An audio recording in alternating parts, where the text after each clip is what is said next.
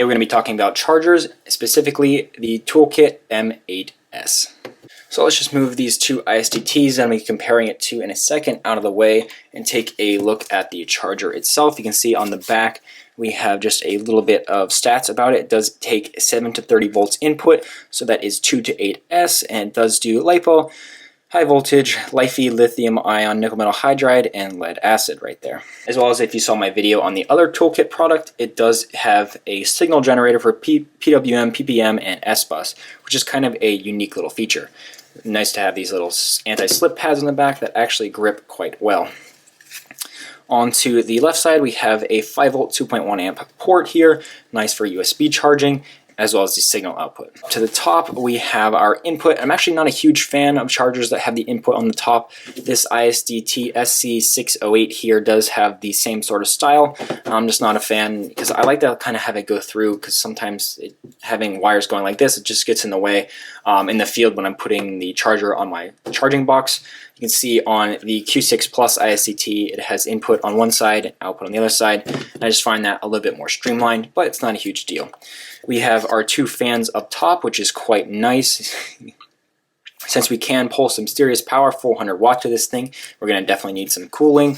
And then on the right, we have the standard XT60 output and a 2 to 8S balance port. So if you are using 8S packs, this could be extremely helpful, but since I'm only using 6S, it's not a big plus for me. So let's go ahead and power this guy up just by plugging in the battery.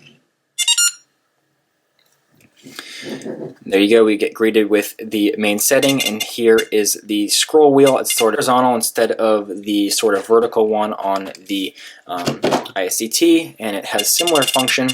Let's see, it moves around our main setting here with charger, measure, output, and setting. Just going to click it to go into the settings, and here you can see you can set your min input voltage, input power, temperature, time, all kinds of different settings here. I set the screen to max brightness, as well as the buzzer to the lowest value, and the knob to fast, since I prefer one click to be one movement, and it's been pretty consistent. I haven't had it really skip many steps, as you can see. Oh, there it skipped one.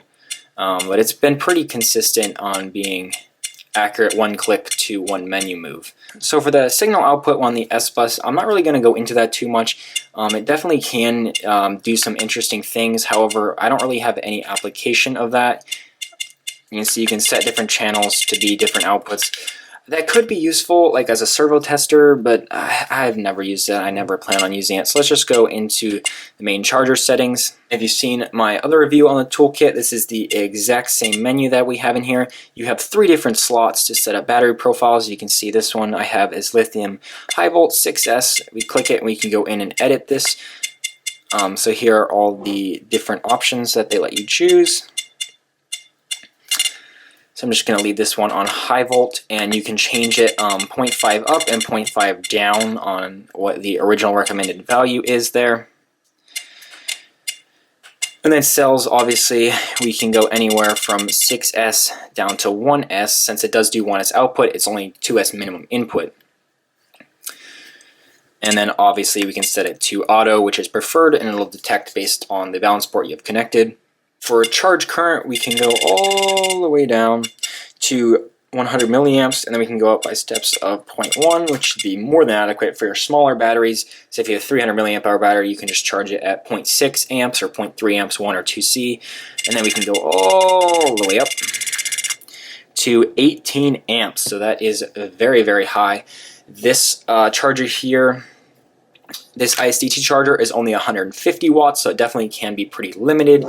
And then this Q6 Plus, which is my daily charger, which is one of the more stronger ones I use, it's only 300 watts. And then this charger here is actually 400 watts. So watts are volts times amp hours. So if we're charging a 6S pack, let's just say it's around 25 volts. If we have 400 watts, we should be able to charge 6S at 16 amps. So that is extremely fast compared to some of these chargers. I know this one tops out at about 8 or 10 amps.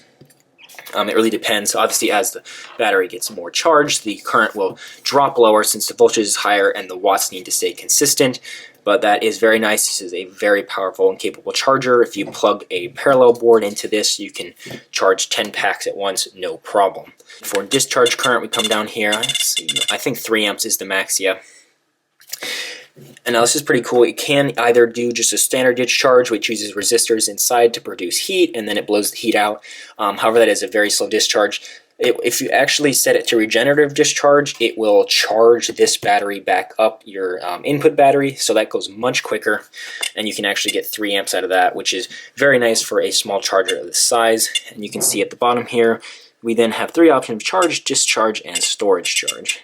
So I'm actually going to go ahead and plug a pack in here. This is a 4S 4000 pack. So I'm just going to set this as a 4S since I'm not going to plug the balance port in. And we can go ahead and hit charge. You can see it'll charge to 17.4, which is HV4S. And then we can see this menu here. Actually, let me go ahead. I'll plug the balance lead in. You know, it's a bit of a pain. Get it in the right spot. So there we go. This is the output that it shows us. You can see all your individual cells here. You can see I went up to 18 amps right away. And then there's a couple other stats on here, as well as if you scroll the wheel, then you can see your internal resistance, which it calculates over time as you charge. That's really nice. And then here you have your input voltage, which is nice to keep track to make sure you're not running too low. Although obviously you should have set your min input voltage to what you want it. And then here's your timer of your charging, and then the temperature of the charger. And as it goes longer and heats up, the fans do turn on. And they're not obnoxiously loud. They're pretty nice little fans. So I'm just going to go ahead and stop this charge by hitting exit and then enter. And this should pull us back out. It'll leave us in this menu just to leave the stats up, but if you click exit, you will go back. And obviously, you can set up 3 different profiles here and edit them at any time you want. And if we go into the measurer, we can just go to BAT, so you can actually read signals of PWM, PPM, S-Bus, and ESC, which is pretty interesting. I'm not exactly sure how that works, but it is a nice feature. And if we go to BAT, it'll just give us this pretty detailed menu of our overall voltage, the temperature of the charger, and this is the delta between the cells. You can see the fans just turned on there, and then same cell readout that we saw earlier, and we can choose to balance this if we want. So there we go. That's pretty much it for the ToolKit M8S. One thing that I do want to note is that I was using this to charge at a race, and I had set it to 4.4 volts, and it was a little bit interesting. I'm going to show you the screenshot here. The voltage that I actually ended up with, some cells were at like 4.28, and some cells were at like 4.5 almost. So when I was regular charging to 4.3, 4.2 volts, I had no problem. But when I went to that high voltage of 4.4, it seemed to get a little less accurate. At least that's what my other meter was showing. So I would be cautious going above 4.35 volts charging this, and just make sure you keep an eye on the battery, because it's perhaps mine is a slightly uncalibrated unit. Now, in terms of would I choose this charger over the this little guy they have, the SC608, I definitely would, because this is limited to 150 watts. So definitely choose this guy. And now compared to the Q6 Plus, I'd say it's pretty hard to say. I think I do like the menus on the ISDT a little bit more, as well as the scroll wheel. I just like to set up a little bit more because I'm not going to use the measurer or pretty much anything other than charge functions on this. So I would say I prefer using the Q6 a little bit more. However, this being 400 watts definitely has its merits, and it's 33% more powerful, which is nothing to be understated. And in terms of price, both of these chargers come in at $60. So with them both being the same price, I would probably lean towards the ToolKit, because you get that extra 8S functionality and all these other features, plus the extra 100 watts is the biggest thing.